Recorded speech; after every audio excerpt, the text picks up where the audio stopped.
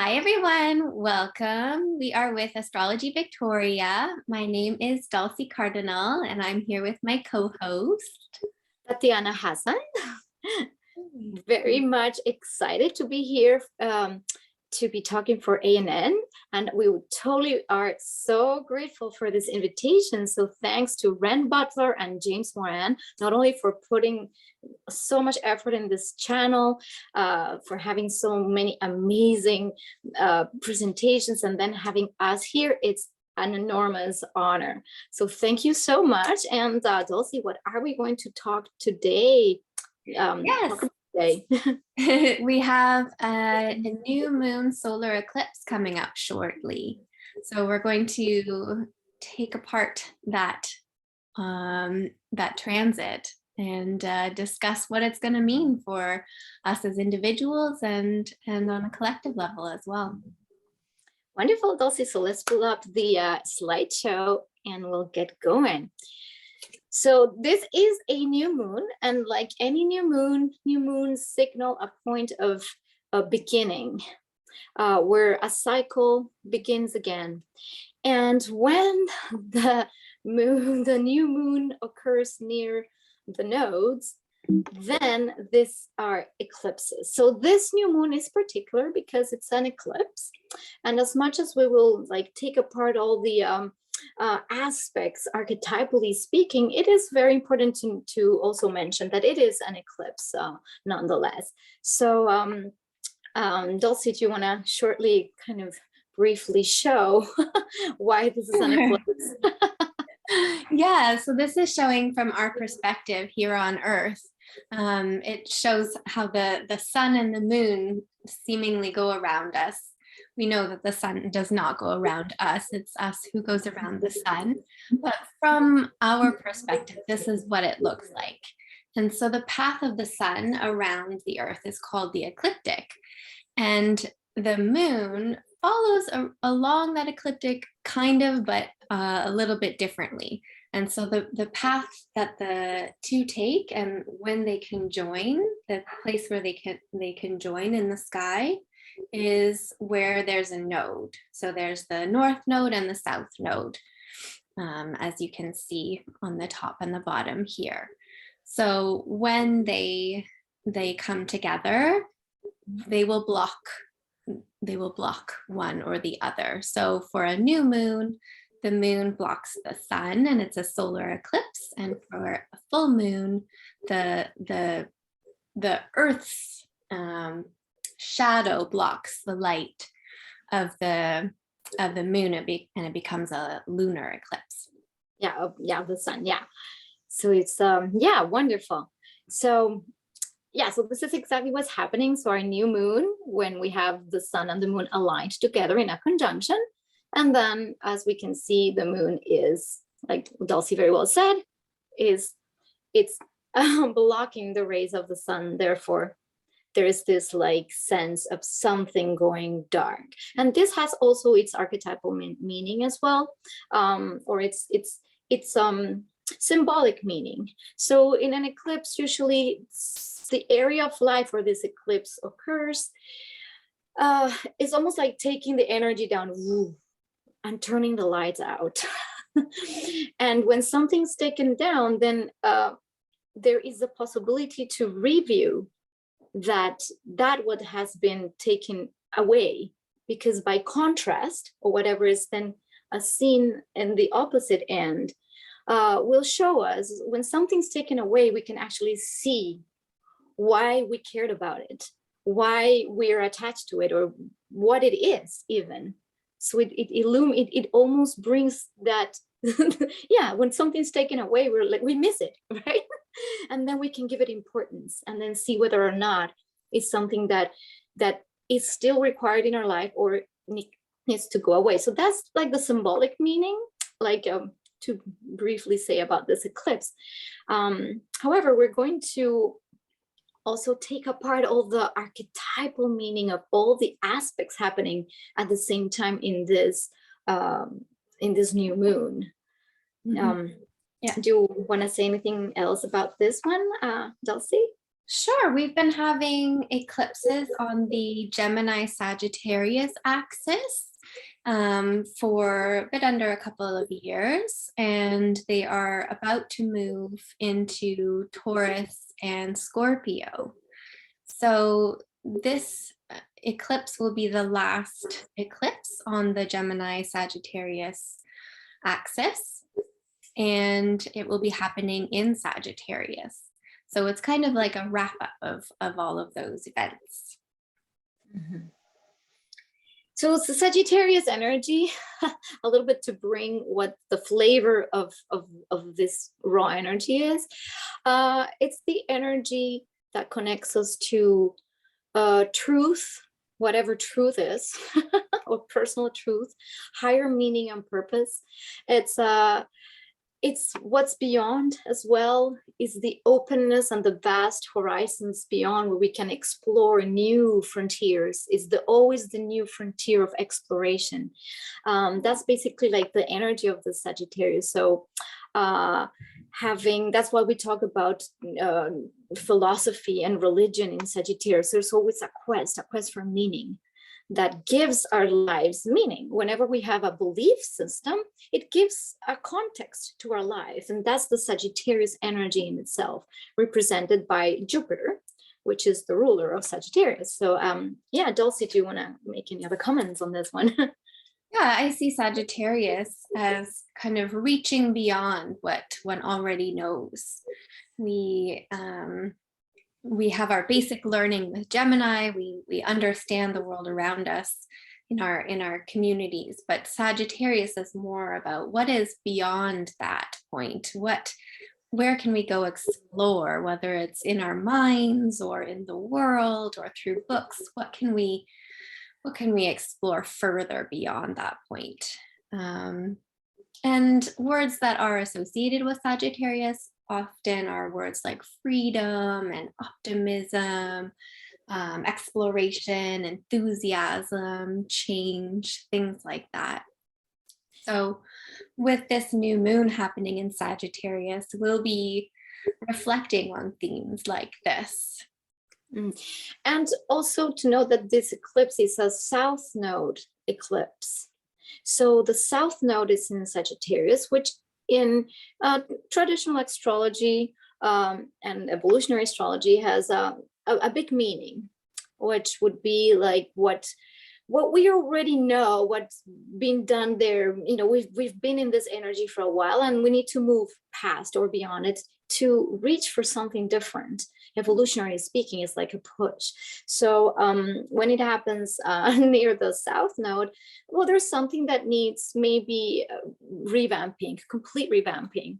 And in Sagittarius is all the themes around belief systems, precisely whatever these may be. Beliefs about, it's not necessarily only religion or religious beliefs. It can be what we believe about anything, and that's going to be put into question.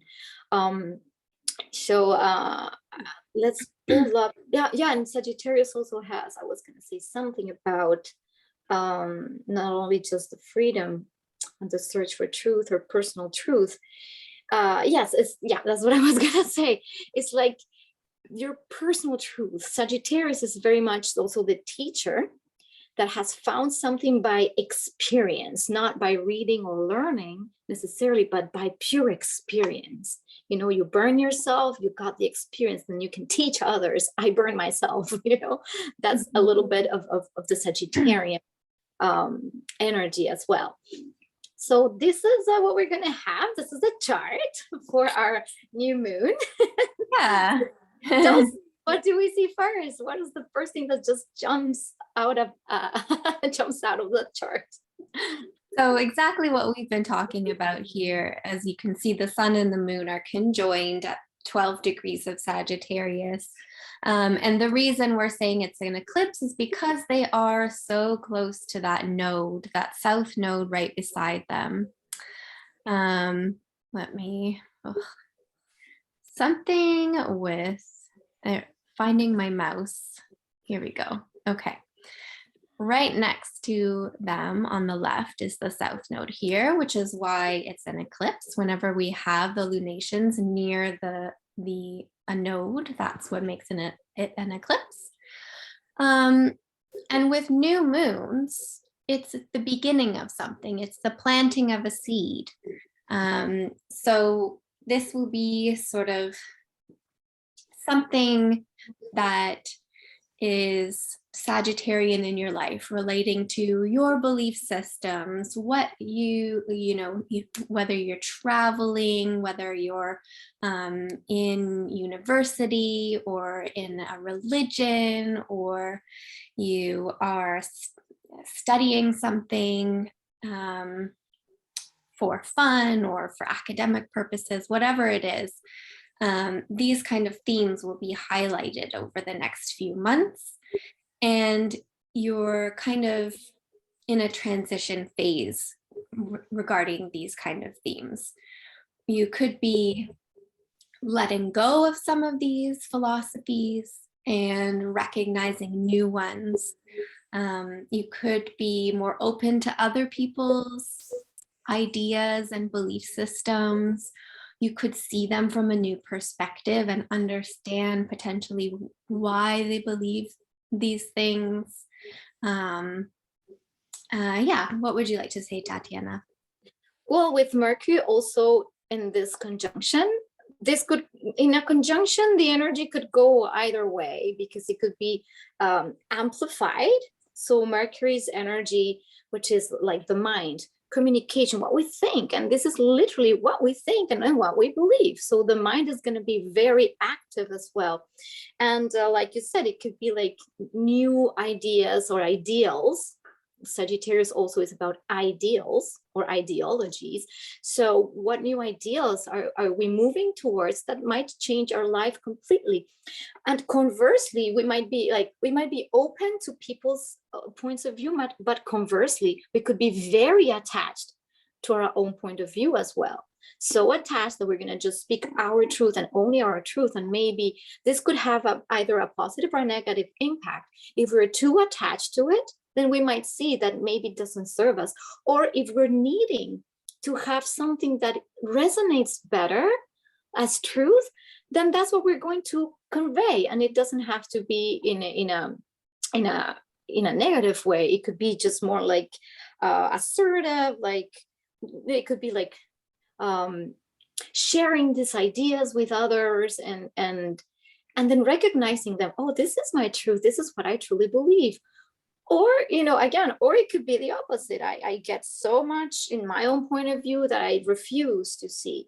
So whichever this will mean for you, whichever or whatever this will show up in your life as, it's inviting us. The invitation is always to look at that theme. And I can tell you a little story. This is an anecdote, and it's just like, I was like, oh, how appropriate. I was yesterday at the hairdresser, and she's cutting my hair, and then she asks me if I believe in God or a higher power, and I'm like, oh. And I say, well, yes, I do believe there's something higher that rules our whole creation. And then I asked her, like, what do you believe? And she starts telling me how she used to be into spiritual practices of the New Age and crystals and, tarot and all these things. And then suddenly she just found Jesus. And then she completely abandoned all of that. And she was saying, well, Jesus is the way. And I find that I wanted to understand why Jesus is God. And I now know that Jesus is the way. So I was listening to her, and this eclipse just jumped to mind. And I was like, wow, this is very interesting to see how people may change or be brought to having these jumps in faith that completely reroute their lives. And that is totally fine, because it is personal truth, right? This is part of this energy. What is my personal truth that aligns with my life and my path? So this is a little bit what I see with this energy, and this story is like very spot on, especially at the hairdresser. I love that. And it is all about exploring your own personal truth, and with Mercury there, with communicating it just as she did. So yeah, that's a perfect example. And we also have that sextile to Saturn that is going to be beaming. Can you show like that little sextile there? Yeah. Sun, Moon with Saturn involved.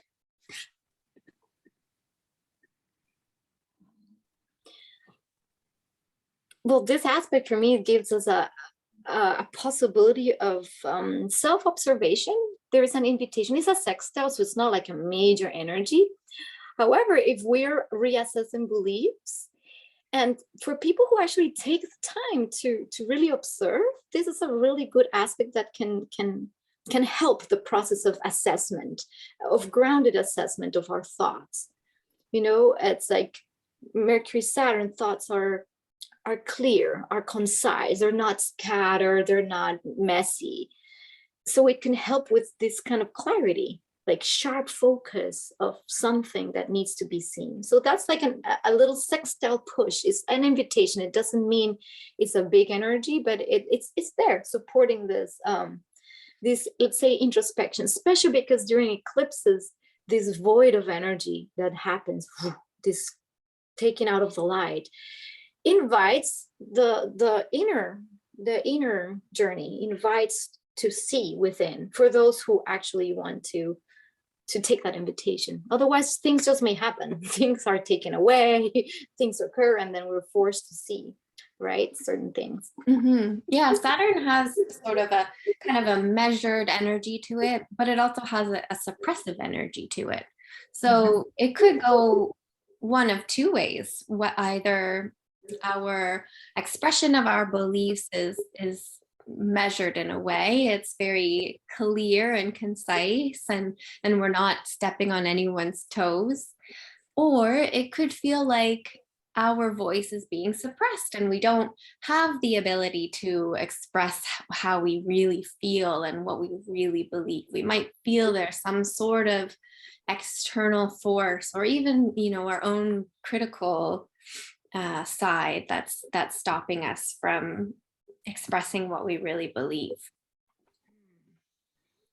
Yeah, and if that comes from the outside, then maybe it gives us the possibility to actually say, no, actually, I believe this and I stand by this, or I no longer believe in this and now I'm embracing this new thing. You know, that could be whatever, however it plays out, right? And we do have another, I mean, I kind of wanted to jump to the Mars, Jupiter, because this is really aligned with what we're saying. The Mars Jupiter and has that, and it's a square, so it could have that crusadum kind of energy, you know, like a little bit too forceful of the ideology being forced, you know, and maybe too much defending a point of view, that it could become a little bit forceful, because Mars has this exertion energy, this you know, and Jupiter makes it big, so it could be like an over exertion of this energy. So that's something to be aware of if we are caught within these themes of defending a belief, you know, or maybe even that very forceful defense of a belief is what makes it precisely so evident that it then loses its power, maybe, right? It's all a possibility or a feeling inside. You might feel like you want to defend your beliefs, for sure. I like your use of the term defensive beliefs, because it could be you that's acting in the Mars Jupiter way, kind of expressing your beliefs and perhaps accidentally trying to force them on others, or annoying people with them. Or it could be somebody else is acting out the Mars Jupiter and you are acting out more the Saturn side, and you're feeling oppressed by that individual, and you are like, no, hey, this is what I believe and I'm ending it there. And then the boundaries, that's when the Saturn comes in as well. Like, where do you set the boundaries too? Right? Totally. Yes. So and it's also in, you know, Jupiter and Mars are in fixed signs, so it can be very stubborn energy as well. It's a fixed sign, so it's like it's, I don't want to move from here. You know, it could be also seen as that. Whereas the Sagittarius, being the more mutable energy, it's kind of wanting to push beyond, right? So it could be, this could be all playing out at the same time. You know, and then there we have, because now that we're talking about Mars, we do have the Mars trine Neptune. So this is where things get a little bit maybe different, or there's some kind of, again, this to me is always like this kind of spiritual crusadum energy, or like defending then even higher ideals, because as much as Jupiter is this like beliefs, with Neptune is that it is that we don't even know, we can't even control it, is the divine. It's the realm where we are merged with everything, and Neptune in Pisces like exacerbates that idea of the spiritual. So there might be also spiritual energy coming through, you know, and making us make those jumps from like a higher vantage point. That's like one way of seeing it. How else would you see that one? Yeah, Neptune brings on a compassion element and a sensitivity for others. And Mars is all about going and doing the thing, whatever it is, or fighting for a cause. So I could see this playing out as especially around this season. There's a lot of fundraising events going on. People kind of bringing up a cause, educating others about it. That's the Sun, Moon, Mercury. That would be, you know, sharing your beliefs with other people and educating them on such a cause.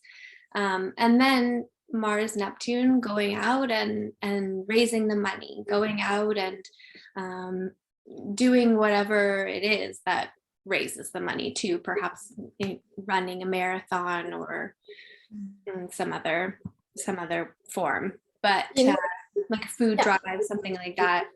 I'm getting this image of, you know, when they take gifts to the children in hospitals. You know, that's that kind of energy of like getting to action and doing something that is it's comes from a place of deep compassion and love and understanding for others' needs, and actually doing it.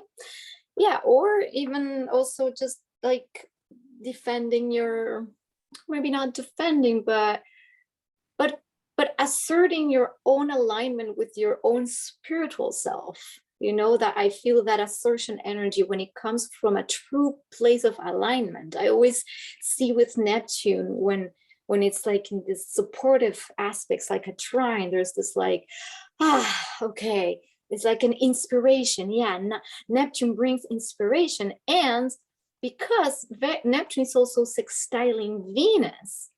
So there, and Venus is sextiling Mars. So there's also that Venus key there that brings inspiration and beauty and grace. Venus always brings grace and softness. Is this nice, yeah, like pleasurable energy.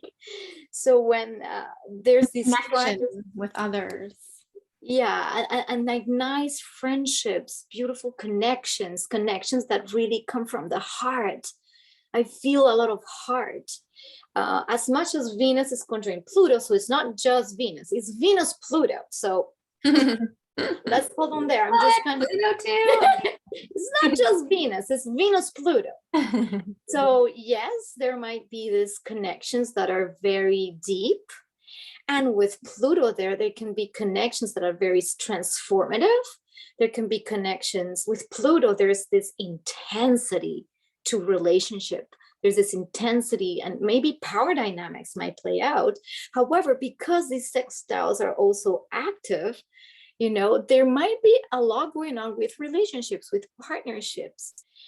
And there could be the opportunity to transform maybe completely outdated shadow parts of ourselves that we see in the other.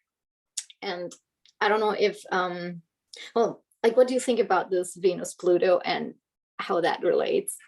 It's interesting. I haven't necessarily combined Venus Pluto with the rest of the topics that we've discussed. I've put Venus Pluto off in a separate category for some reason. And yes, it would be a lot about exploring relationships that already exist and examining perhaps unhealthy dynamics, power dynamics, whether there's any form of manipulation going on, and really putting in the time and the effort to recognize that they're there and do something about it. But in terms of the rest, can you combine it? Well, and also the Venus Pluto in its lower expression, again, it's a conjunction. It's just the energy of both planets is really strong, and it depends on our level of consciousness how we want to express it.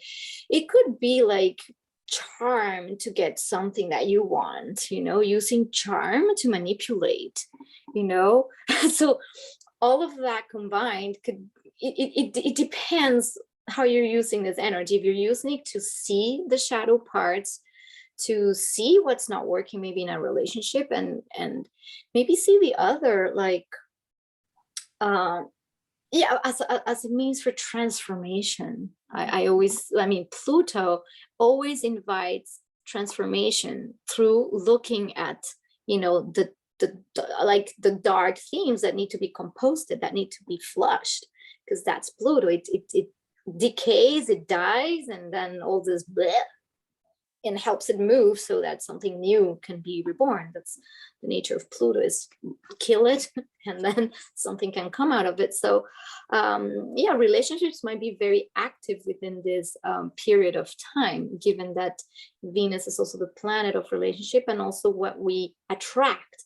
So what are we also attracting, right? We could be attracting powerful people, maybe, that will help us advance in a certain way, depending on what area of your chart this falls. Like, there could be that as well, like attracting powerful people. It could be also related to money, because Venus invites value as well, what we value, what we love. So maybe money themes, themes around money, about power and money could also come up.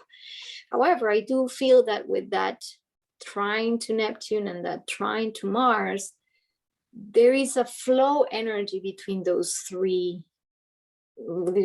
four planets, maybe bringing about again more spiritual energy that creates or illuminates maybe what needs to change. Possibly if you go, for example, if with a partner you decide to maybe explore more in the energy and more like tantric practices, for instance, and go that way and go deep into self-exploration with another in that way, using this Neptunian insights.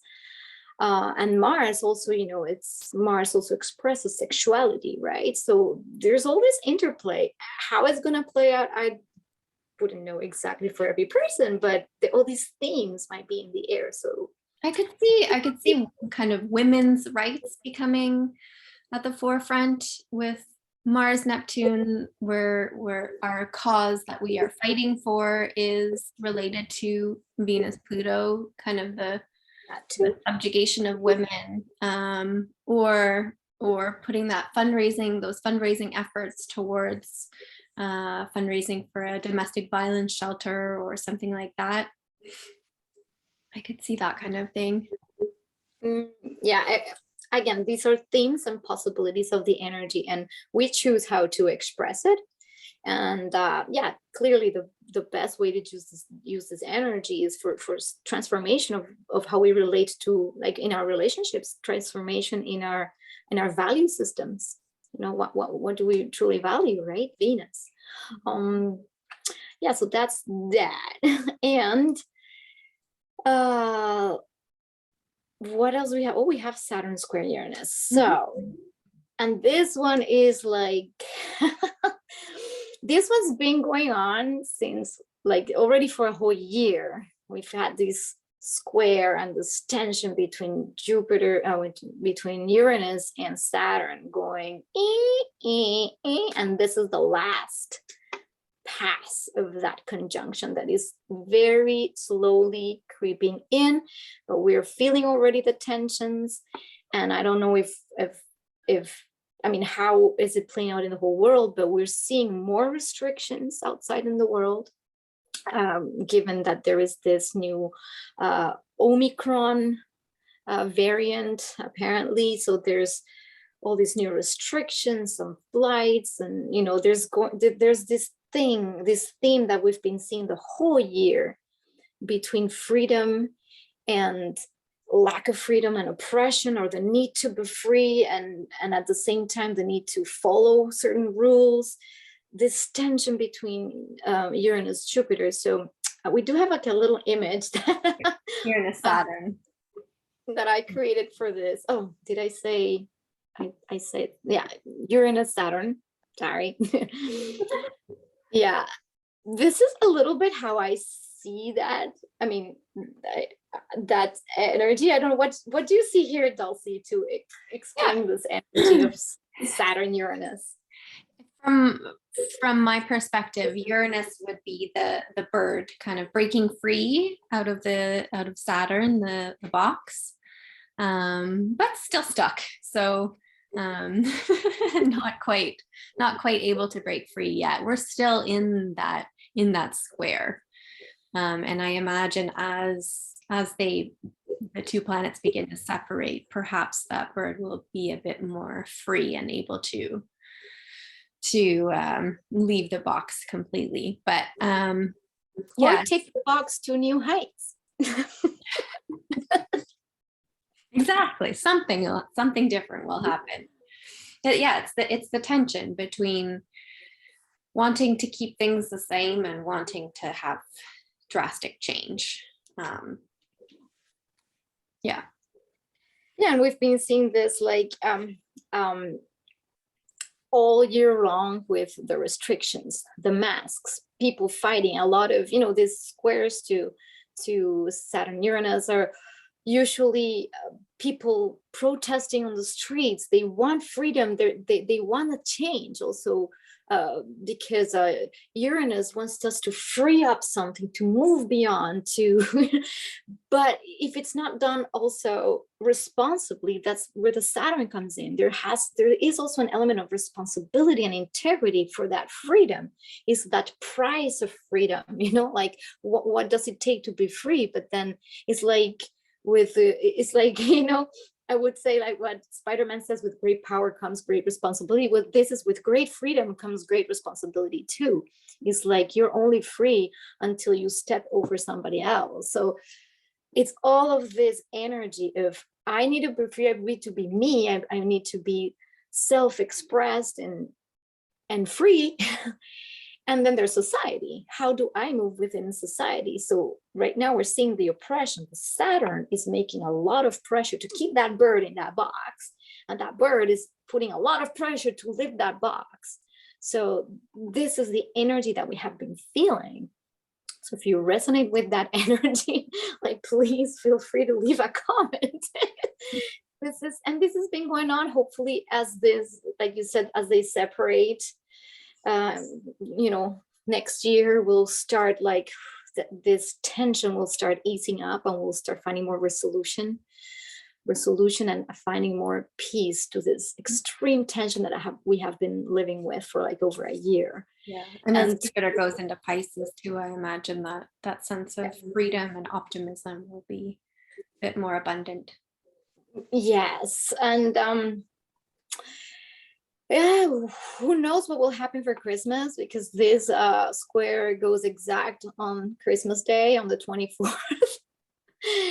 And we might have, for example, restrictions saying, no, you cannot travel, you can't see your families. That's an option, that's a possibility. We had that last year, and maybe something like that comes again, and people feel like again frustrated, and or yeah, it could be at many levels, because it's also your personal sense of freedom versus your personal sense of responsibility. That's, again, it's an inner journey that we always see reflected. Obviously, because Saturn is a social planet, we deal more with the societal structures of authority. And Uranus, the transpersonal planet, which is something that is even beyond what we as little people might want. It's an evolutionary force that drives us. It just pushes to breaking those molds so we can move to the next thing. And it's like we as little people have like not much of a say other than feel it and react to it. This is how I see this, and I see astrology in general. So that is that. Dulcie, is there anything else you would like to add to our No, that was a lot of fun, going through all of those transits, or that, yeah, going through all of those aspects for the new moon in Sagittarius. And I think it'll be a very interesting time with a lot of different kind of energies playing out all at once. So it'll be interesting to see how they are combined, or what kind of different scenarios play out separately. So definitely feel free to leave a comment if any of those themes are happening in your life. You know, what do they look like? We would love to know. And yeah, thanks for joining us. And thanks so much to Ren Butler and to James Moran for having us on Archetypal News Network. And we are so grateful. So remember, like, if you'd like to reach us, we are Astrology Victoria BC, and we will leave a link below so you can find us. Yeah. And yeah, join us for some casual astro chats online, or some presentations that we have by professional astrologers as well, over Zoom. So we'll be posting those kind of events on our Facebook page and our meetup group page, and feel free to join us. Okay, thank you very much, and we'll see you very soon. Awesome. Thanks, everybody. Thank you. Bye.